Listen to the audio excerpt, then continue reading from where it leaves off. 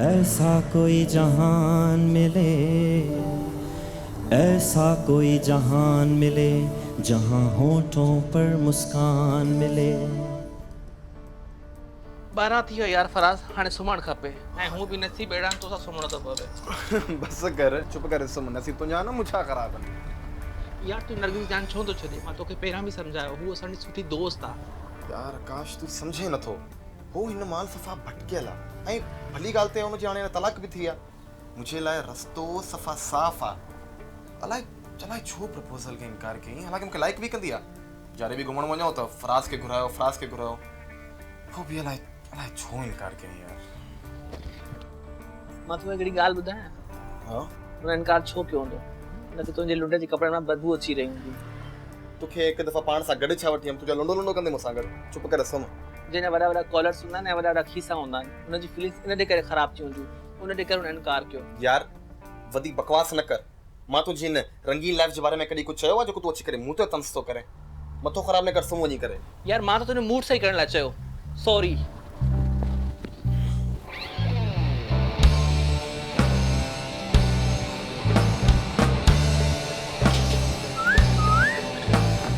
छा थियो मासी?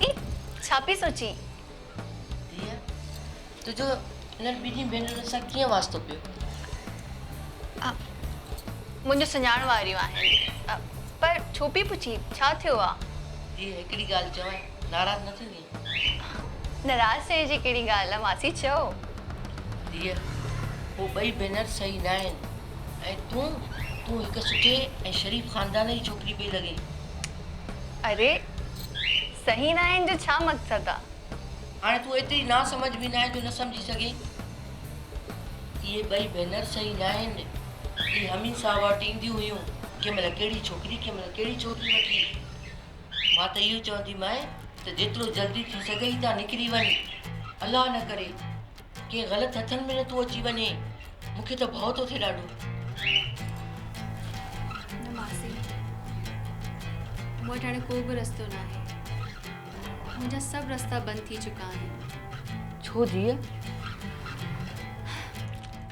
इहा वॾी कहाणी आहे, कॾहिं फुर्सत में ॿुधाईंदीमांइ। जीअं बि आहे, पर मां त चवंदीमांइ जेतिरो जल्दी थी सघई हितां निकिरण जी कर। अलाह न करे कंहिं ग़लति हथनि में न तूं चढ़ी वञे। मूंखे त भउ थो थिए ॾाढो। सही आहे मासी। सूलियते मंसूर चढ़ाया, सूलियते मंसूर चढ़ाया, अन्नाल हक कलाम मौला, अन्नाल हक कलाम मौला, अन्नाल हक कलाम मौला, अन्नाल। तो का सवाल न तो रही सकाए यानी जह दिल पीता इश्क दा जाम सादिल। तोखे नाहे अंदाज़ो तोखे हासिल करने लाइ मूं छा कुझु नाहे कयो। मूं पंहिंजो पाण खे बर्बाद करे छॾियो। यानी तुंहिंजे लाइ मूं पंहिंजो कारोबार दाव ते लॻायो आहे। बस हाणे मूंखां रहण नथो थिए। बस हाणे घणो थियो। बस काफ़ी थियो। तोखां सवाइ मां नथो रही सघां तोखां सवाइ। तोखे हासिल करण जे लाइ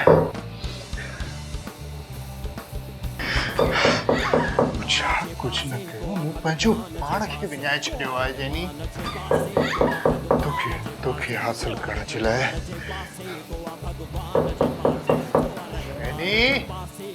दरवाजो खोल एनी।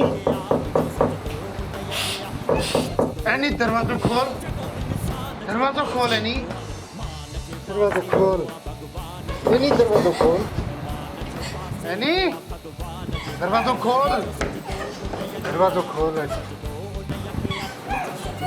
दरवाजो खोल